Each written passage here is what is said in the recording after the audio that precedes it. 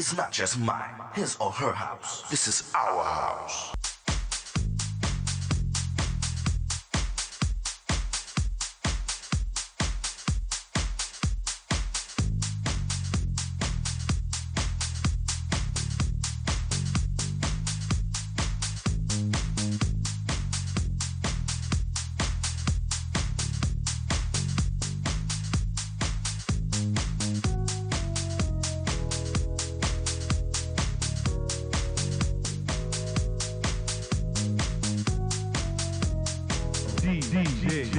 Tyrone Lowe. Welcome, everyone. My name is Tyrone Lowe, owner and producer of the show, The Legends. My guest today is a friend of mine that I've known for a while on the internet, and he also has a show. And I introduce you to Dan Shivers. Welcome to The Legends. Well, thank you. Thank you for having me on board. Okay, let's talk a little bit about you, Dan.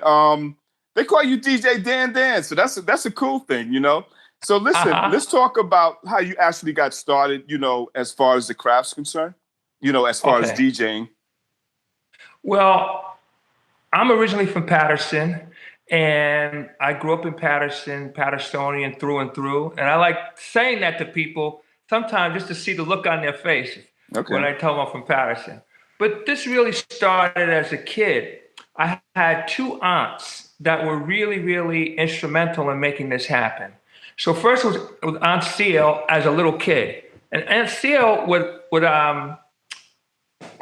had music, and she was up to date. Now you have two types of adults in terms of parents, uncles, and aunts. You have the type that the last time they listened to music was when whatever was hot when they were a teenager. Right. And then you got the other kind who is keeping up to date. Now, my Aunt Seal was the kind that kept up to date. Okay. So she had music, and I would listen to music, and I'd go and listen to Aunt Seal's music. Okay, fast forward, I'm a little bit down the road here. Then there was Aunt Bert.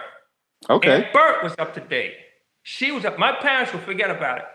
When my parents would have known about maybe Michael Jackson only because he was in the news, right? Not because they heard of him. But you know, Aunt Bert, of course, she would know about like R. Kelly, Keith Sweat. I mean, I could go on all the contemporary. Right. Mm-hmm. So that was the start. So at this point, now I'm starting to buy records. Okay, I'm dating myself. Right. Now files, records. And so I'm buying records, and now I go to college. Since I had all the music, and I had a little stereo system, they call me because when they want to do a party. Right. So one thing led to the other. So now I start doing parties in college. Right. And because I had the music and I get the calls and the equipment. Mm-hmm. So keep going. Then in terms of actual DJing on a much higher level, right. That all started when I met this guy, Craig Oliver, DJ Craig Oliver. Okay. And he really was my first mentor. And when I was in school, I would do parties there, but then after I got that, I would make mixtapes. I took them, those mixtapes. I was in they had a place it was like an Abercrombie and Fitch of that day, and they know how to have the music playing. So I listened to the music and had a conversation with the store manager. I started bringing him tapes. I made cassette tapes back then. Right. And then I met this guy that was very, very critical by the name of Greg Barra. Okay. And then he introduced me to a whole style of music and a whole stuff that I was never used to.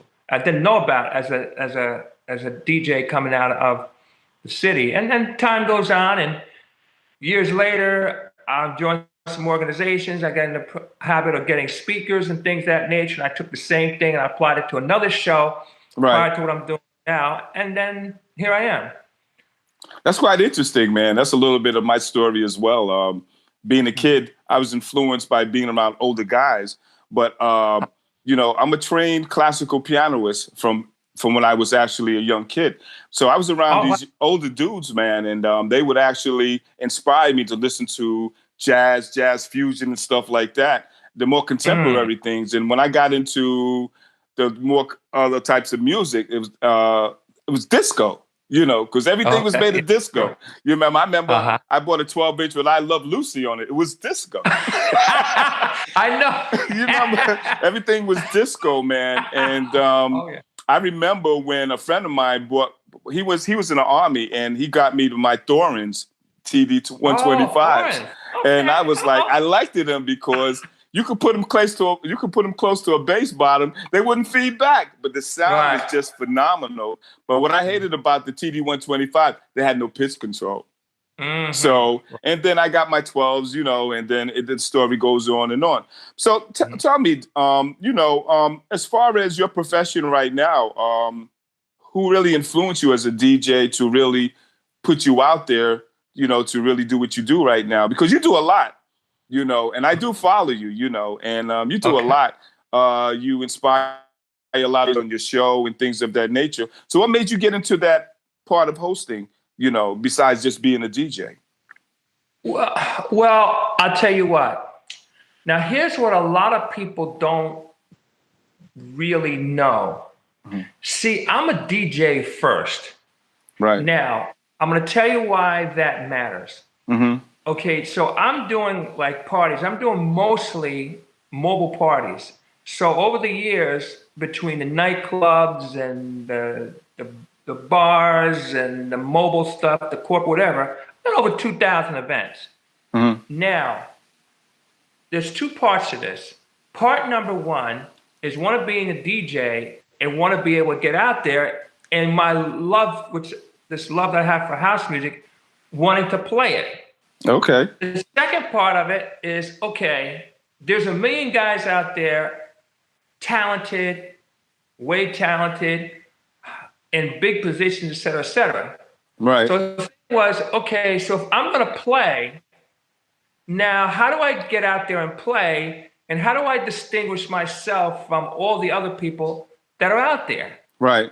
So I said, you know, one of the things that I did before at another show, I still do, and I did programs with Rotary, and also I was the past president of Passaic County Board of Realtors.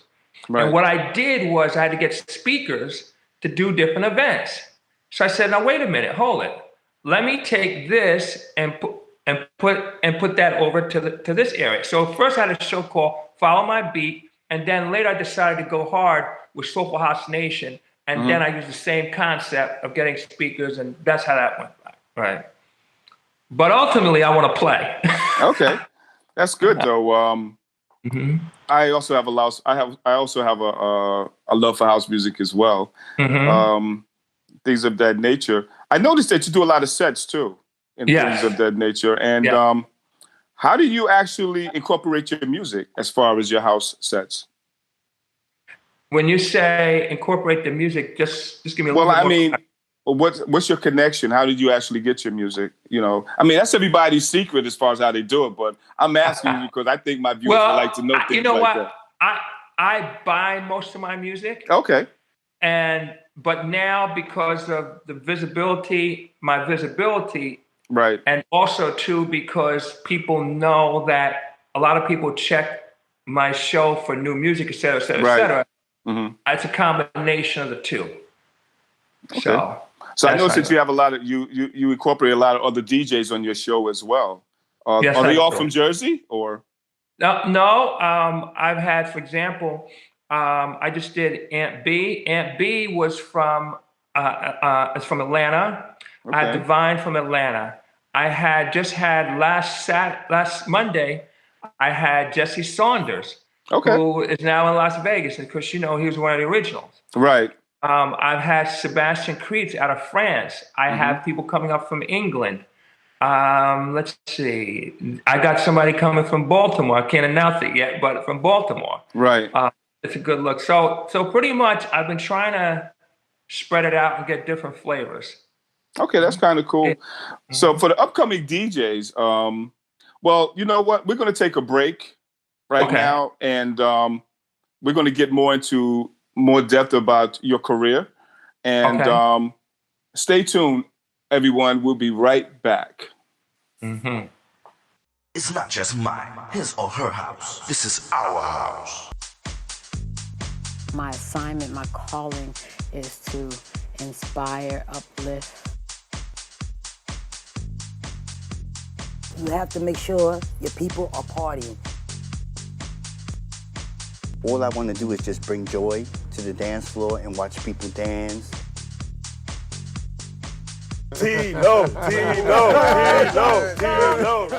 This is Tyrone Lowe, and I'm back with Dan Shiver, and we're going to talk about house music. Hey, Dan. Yes, sir. So, I ask a lot of DJs, right? What is house music to them? And so what is house music to you? House music is dance music. Mm-hmm. And house music can be broken down into different types. Now, the original house music, which came out of Chicago, is most of the time referred to as soulful. And that's more what I'm into. Now, there's genres that I've grown to love: Afro house, gospel house, and then some tech house. Or not to say that I wouldn't listen to the other stuff, but those, all come out of that original sound. Right. That's why if you look at my logo, it says Soulful House Nation, it says the original house music. Right. So that's really my focus in that regard. So whatever that sound is of dance music, that's what I call it. And that's what it's for me. Okay. Which means it's soulful, there's bass lines, there's heavy kick drums, some snares, and depending on the song, good vocals. Okay, let's talk about some of the places that you played at, some nice gigs. Let's talk about some of that stuff that you had in your career, things that you've done. Okay, now, I have played in clubs. Now, here's what's different about me, all right, is that most Black DJs played in Black clubs. My experience is different. I played, let's say, out of, 100% of the clubs I played, I would say 80% of the clubs I played in were white clubs. Okay. Now, and the reason that happened is because I was introduced to this guy. I mentioned this guy, the store owner, who was Roger, who introduced this guy named Greg Barrett, who's a white guy. Right. And his connections tended to be on the white side. Right. Well, I didn't know the music, but I know how to mix music. So I played a lot of stuff. So I played places where I played classic disco, I played new wave, I played freestyle, I played R&B, I played hip hop, and then I do a lot of pop. So some of the places I played that are not even around anymore were Gasper's, Denalo's. I played at the Nook. Let's see. On the Black side, also I played at the Junction, which was a go-go bar. But on the Black side, I played at El Colonial. I played at the Wayside Palace. I played quite a few different places. Okay. Yes, and and now I decided to get into the Soulful House thing, so I'm now starting to get some opportunities here and there. Okay. Do you have any suggestions for the upcoming DJs that's actually just starting to actually get into the craft? I sure do. Okay. I sure do. Okay, number one is you got to learn the craft. Number two, you got to learn the music. Number three, you got to put the work in. What I mean by put the work in is that means doing mixes so people can see you and bringing a little different, what's your twist on it? Like, if you hear me talk, I say, what's a 4-letter word that starts with F? Now, Tyrone, I know what you're thinking. Yes. Well, just to be on the humorous side, yes. Funn.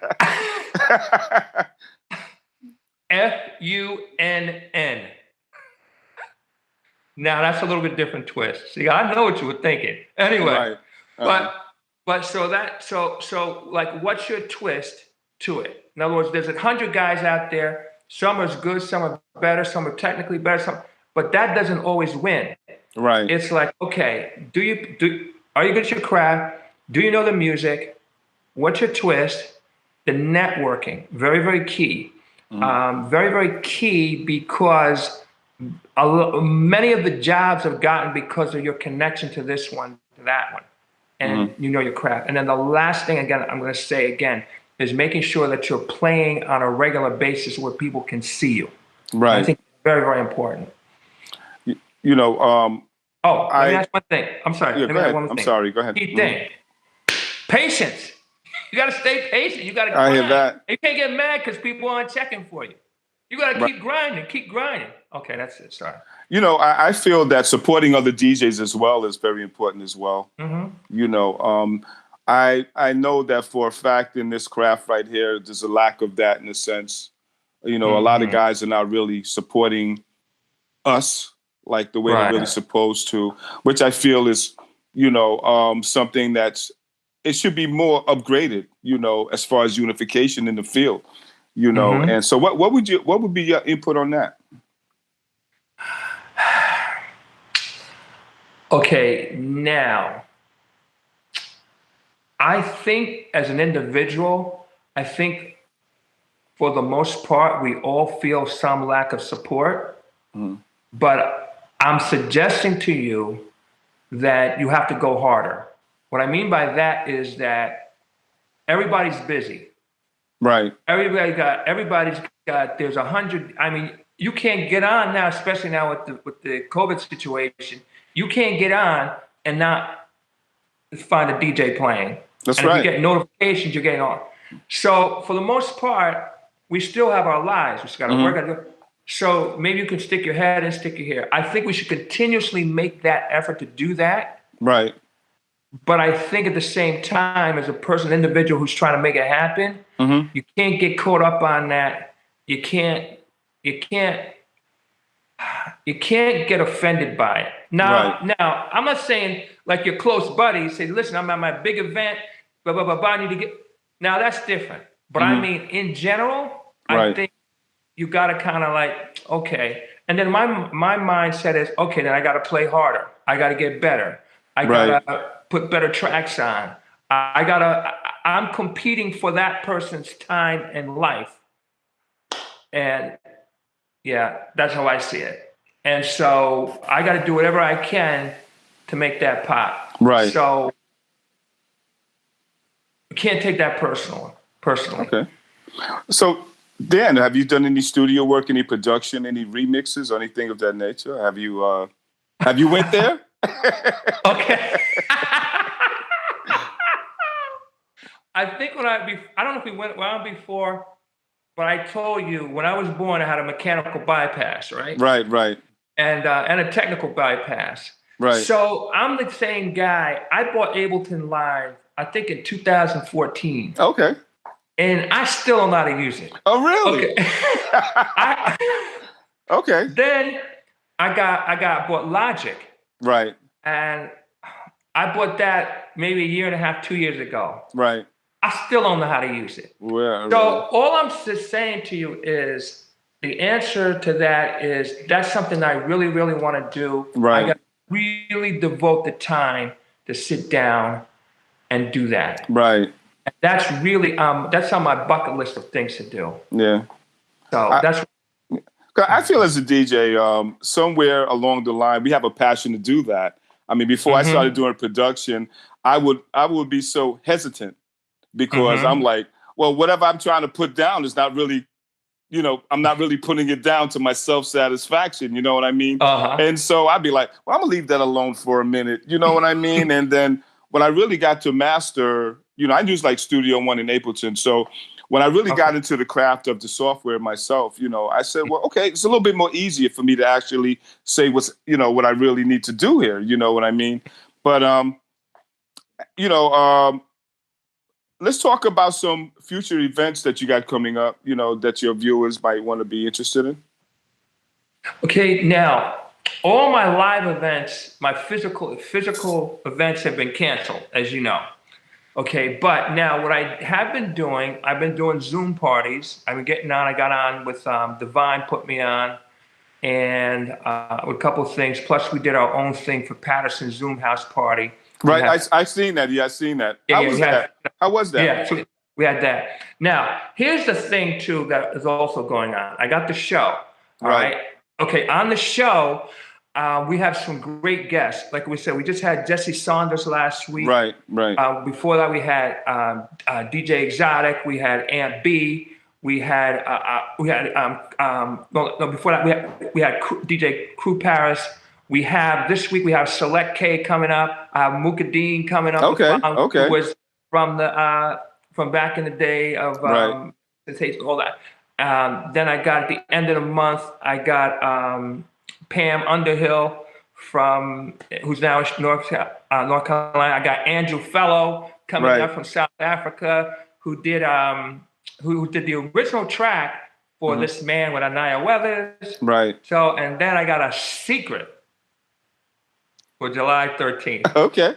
I'm gonna give you a hint. Okay. He's got a brand new track, a whole brand new thing coming out on the 17th, and we're gonna get him on the 13th. How about that?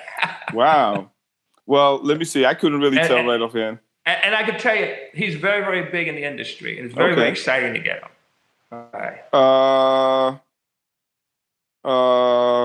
I don't know. I can't guess right now. That's all right. I'm gonna announce it. We just got the confirmation a day or two, but you're gonna see it start to post in the next couple of days. And I'll tell you off camera. Okay, so you have a show going on. Let everybody know exactly, when is it, when you do it, and give everybody an email and contact, information. So if they want to get in touch with you or get in touch with your show, let them know right now. Okay. All right. It's actually a 2-part show. The name of the show is called Soulful House Nation. Soulful House Nation is the show where we do interviews, updates, that kind of thing. Then we have a thing called Shazam Free Zone, which is directly connected to that. Shazam Free Zone is where we play hot tracks, maybe released, maybe not released.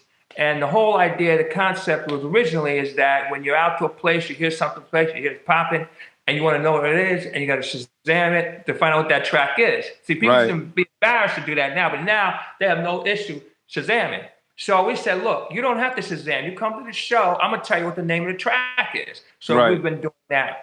And now it's grown into introducing new tracks. For example, we just put on a new track by Coffee. We just put on a new track by King T Finesse, who did our theme song. We just did Aunt B had a new track. Charles Mitchell had a new track. So we've been doing that. Vanessa L. Smith had a new track. So we've been doing that kind of stuff like that. Right. Yeah. So. All right. So let everybody know your contact, how they can get in touch with you, Dan. Yeah. So contact information is soulfulhousenation@gmail.com. If you want to email me, soulfulhousenation@gmail.com. If you want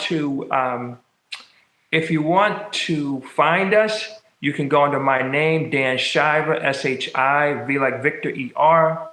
You can inbox me that way. Also, you can go to Soulful House Nation, and that's on Facebook. It's on Instagram, and it's also on YouTube. Okay. All right. So Dan, it's been a pleasure. I'm quite flattered. We talked about doing this a couple of months ago, but I think the pandemic has its advantages. Where I can reach out to different places. Different places for different people, so which is a good thing. I thank you very much, man, for being on my show, The Legends, and hopefully somewhere along the line you come back again, Okay. Thanks for being very informative, and I hope that my viewers got a lot out of it. And I thank you guys for tuning in. And like I said, this is DJ Dan Shivers in the house. Thank you a lot. Thanks a lot, man. I appreciate you. Okay. All right. Thank you very much. Kato on the track, beer. Hey, what's going on, everyone? This is Kato on the track. Thank you for watching. Today's video, I'm going to talk about something for all my producers out there. If you're watching this video right now and you're interested in music production, or maybe you already have started making your own beats, or have already worked with some artists and are interested in furthering your career, this video is for you. So back when I started making music about 10 years ago, just messing around in my college dorm room trying to make beats on FL Studio, a cracked version of FL Studio that I downloaded that I pirated. I would have never thought that I'd be in the position that I'm in today, where I have a successful career as a music producer. I make more money than a lot of my peers, and I get to wake up every single morning doing exactly what I want and what I love to do. Now, a couple months ago, I put out a video on my YouTube channel showing how I had gone from making $0 a month to $10,000 a month from my music.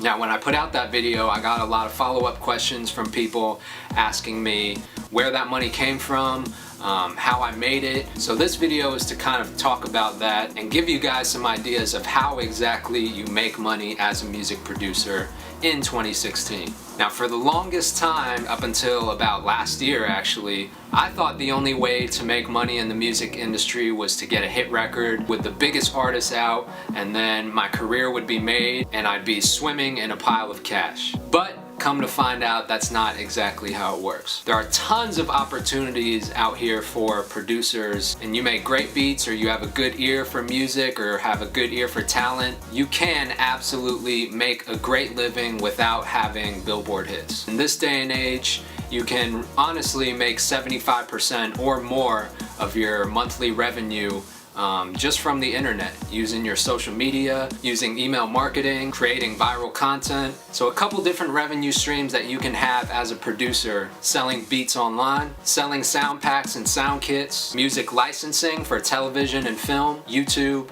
selling merchandise. And all at the same time, you can still work with your favorite artists, produce tracks exclusively, and get album placements. So just to prove to you guys that this is real, this is actual PayPal money being made every single day, I'm gonna show you guys the PayPal transactions that I've had in the past couple days. Now, these are real PayPal transactions that I've had in the last couple days. And this is just to show you that it is possible to make a living in between receiving those royalty checks every 6 months to a year. So if there's one piece of advice that you get from this video, is that being a producer in 2016 is all about having multiple streams of revenue. Now, this is a lot of the same stuff that we talk about in my mentorship program called Beat Club. So if you want to elevate your career and take it to the next level, keep an open mind. Whether you join Beat Club today or not, you just have to educate yourself, know the right people, have a crazy work ethic, and keep the passion alive, because the passion is the only thing that'll get you through those hard times. Those times that you question whether what you're doing is actually worth it, your passion is the only thing that will get you through those times. Kato on the track, signing out. Peace. Kato on the track, beer. It's not just mine, his or her house. This is our house.